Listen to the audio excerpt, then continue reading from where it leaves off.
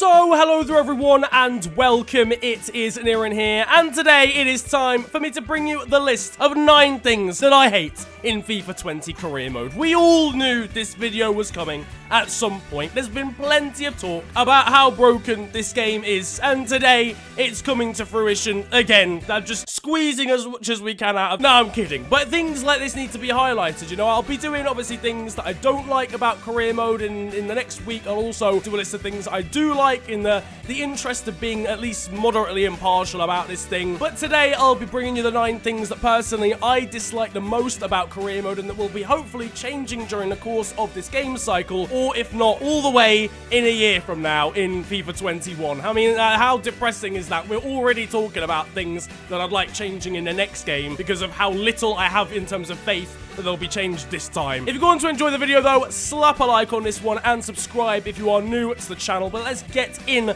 to the first thing. And is it any real surprise? The starting 11 glitch with the AI is obviously a big one. It's a huge one in my opinion. I know some people have been sort of toning it down and saying it's not really that bad, but to me and to a lot of the other career mode guys like all those game changers talk about this a lot. This is an issue that really needs fixing during the course of this game cycle. I have talked about it a couple of times in previous videos, but I will explain for those that haven't seen that video or maybe haven't played FIFA 20 career mode yet and are still wondering as to whether to get the game or not. Basically, the AI play horrendous teams against you every single time, whether they're better than you, worse than you, the same as you. Like Chelsea will play 60 rated goalkeepers and 55 rated centre mids for really no apparent reason. Actually thinking about it, the only reason I can see is I think they're trying to keep players happy due to the new morale system that was introduced this year, but it goes the wrong way and then they end up playing players that are just horrendous and then the starting 11 players get upset. I mean, surely the emphasis is on trying to keep the starting 11 players happy. If this was going to be an issue, because they're the ones that have got contracts that state they should be playing. I don't even understand this issue actually, the more that I think about it. But regardless, it's not just something that you can fix because they then play stupidly bad starting 11s against all the other teams. So you see Manchester City getting relegated. Arsenal, I've done 3 sims on this game across multiple seasons, and Arsenal have been relegated in the first 3 seasons every single time. How does that happen? How can Arsenal, one of the biggest clubs in the country, consistently get relegated to the Championship? Anyway, I said I wasn't going to talk about it much, and I've talked about it a while. That is the first thing that needs fixing immediately. Number 2 is that the Champions League just stops working after the first, 3 or 4 seasons. It's a joke. Like, how? I can't believe I'm even having to make a video about things that I hate in career mode, and they're this blaringly game-breaking. It's quite astonishing. Again, for those that do not know, the Champions League and the Europa League often just stop working during the course of a career mode save. I'd say if you certainly get to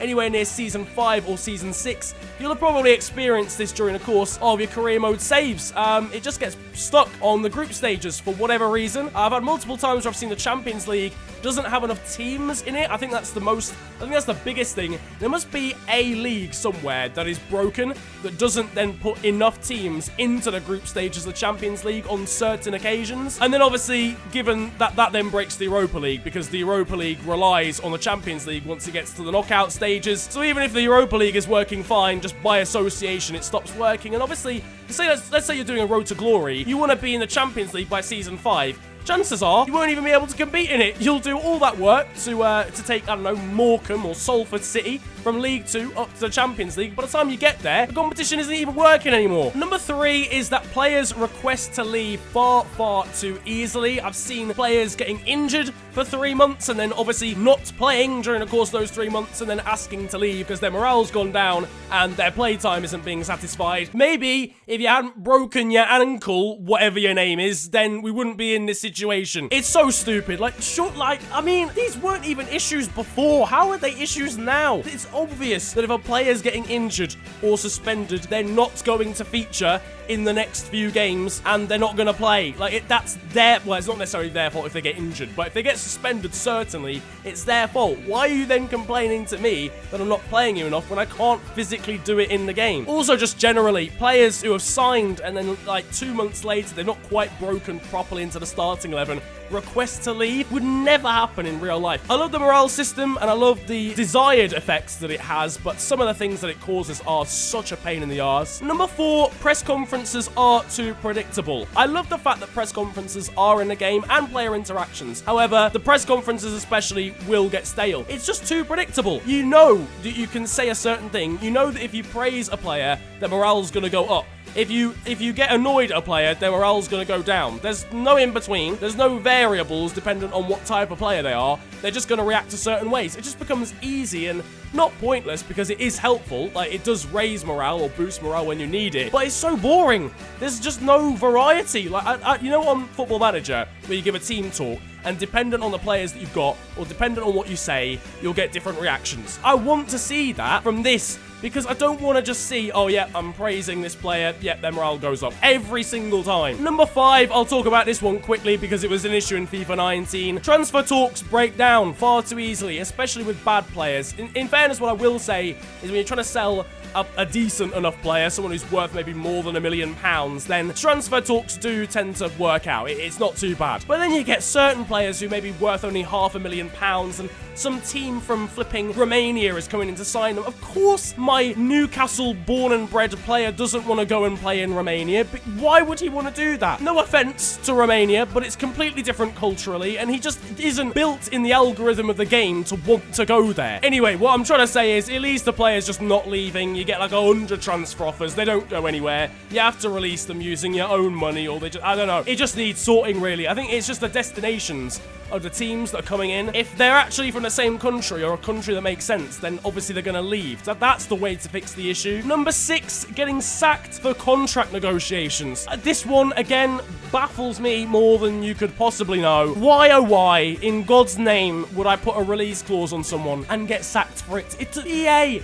And again, as I said before, this is an actual feature they thought through and implemented, because in the email, it will say it's against our morals and values to put a release clause on someone that's that low. Like, this is an actual thing they put in the game. Who thought this was a good idea? What is wrong with you? When in real life has a manager ever put a contract clause on the table and the board have been like, nah, big man, I know you're winning the league and everything, right? But Mason Greenwood, yeah, he's worth £1 million more than that, all right? Get your bags, you're out the door, sunshine. Number 7, the name pool for youth players is absolutely atrocious as ever. I mean, this has been an issue since like FIFA 17. You wouldn't believe how many times I have been sent the name Pablo Escobar in the youth academy system. I do enjoy it. I enjoy my weekly dose of getting sent that in my notifications on Twitter. It's phenomenal, and it is quite funny that you can actually get players called Pablo Escobar in your youth academy. The irony is you can't really get players named much else, because seemingly every third Spanish person in the whole of society is called Pablo Escobar, according to FIFA's youth system. The name pool for regens is amazing. You can have any name under the sun. You can get another Loftus-Cheek if you want, even though the actual chances of that happening in real life are very slim. But in the youth academy, it's Smith, Jones, and probably, I don't know, Davis. I think that's probably all you're getting, realistically. It's not even an issue of effort.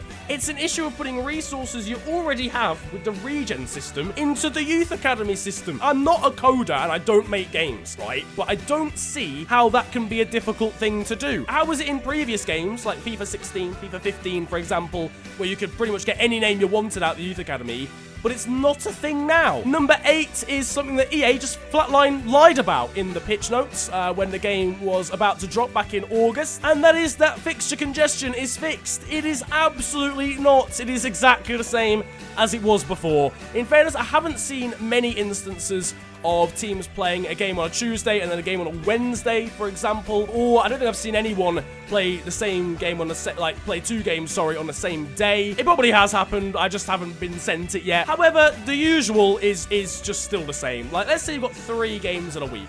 So let's say you've got a Premier League game on a Saturday, then you've got to play in the Europa League, and then you've got another game on the weekend. Now, realistically, right, what would happen, all right, is you'd play on the Saturday, and then obviously the Europa League on a Thursday, and then your league game would either be on the Sunday or the Monday, wouldn't it? Because you just played on Thursday. No, that's not a thing. You will always play on a Saturday. I can guarantee it. And finally, one that I don't think many people actually talk about. I think people just kind of allow it to happen because it's been in the game for so long. But budget allocation. Why am I selling a player and only getting some of the actual profit or some of the amount that the transfer was worth? In real life, yeah, but the chairman, the owners might take a slice of that and then it goes away from the transfer budget and somewhere else within within the club. Career mode is so basic that it doesn't go anywhere else. Where is that money going? I'm selling a player for £10 million and getting 7.5. Where's that £2.5 million going? It's not going on infrastructure, it's not going on staff, it's not going on coaching, because none of those things are in the game. Career mode is so two-dimensional that that money can't go into those things. If it was, fine, I'll accept it. But I'm selling a player and losing 20% of the transfer fee for literally no reason. It's going nowhere. I hate it so much. Anyway, that probably wraps up the things that I hate about FIFA 20 career mode. I know I got rather passionate during the course of that rant, but if you've got any more things that just literally make you want to slap your head against the brick wall, then drop it down in the comment section below. If you enjoyed this video though, slap a like on it and subscribe if you're new to the channel. You can also follow me on social media. It's at the official FNG on Twitter and on Insta. But it's been a pleasure ranting at you guys today. Have a great day, enjoy yourselves, and goodbye.